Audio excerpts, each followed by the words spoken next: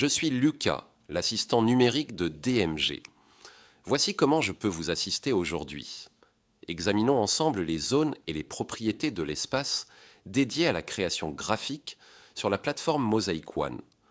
Entrez dans la plateforme Mosaic One en vous connectant à www.mosaicone.net.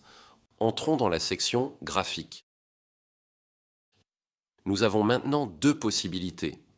Créer un nouveau graphique ou utiliser un graphique déjà présent dans la liste de votre bâtiment afin d'éviter toute erreur dans le réglage des dimensions. Faisons une copie du graphique qui nous intéresse.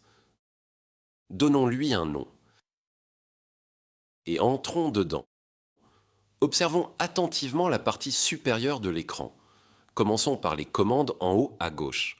À côté du nom du graphique, cliquez sur le bouton « Propriétés ». Dans la fenêtre pop-up, vous pourrez modifier les paramètres du graphique précédemment saisis. En haut à droite, vous trouverez les boutons de commande de base. Le premier permet d'annuler la saisie, suivi du bouton qui permet de la rétablir. Ensuite, vous verrez les trois icônes de zoom qui permettent respectivement d'agrandir, d'adapter à l'écran ou de réduire l'image.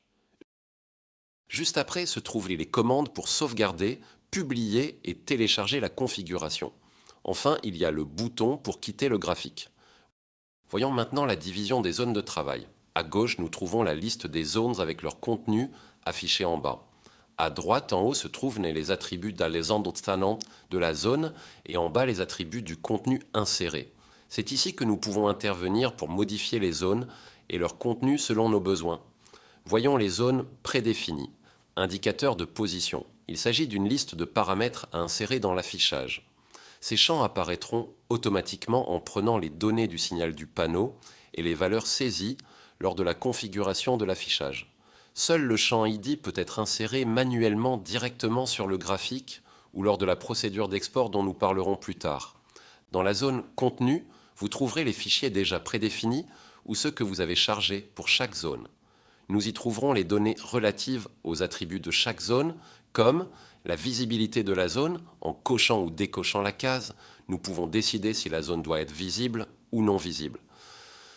Juste après, nous voyons les dimensions, la couleur et d'autres attributs.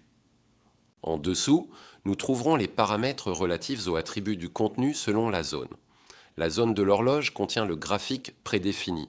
Il est visible, il se trouve dans les dimensions indiquées et possède du contenu de couleur blanche, aligné au centre, ou une zone de texte, a les mêmes attributs de zone que l'horloge, mais les attributs du contenu changent, tels que la police, la taille, la couleur du texte, l'alignement et d'autres caractéristiques évidemment modifiables selon vos préférences.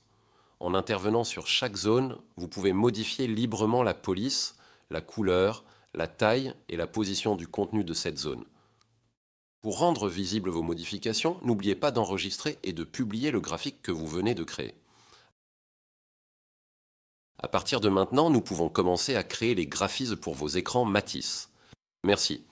Pour toute autre information, nous vous suggérons de visiter notre site d'assistance technique d'Aido DMG.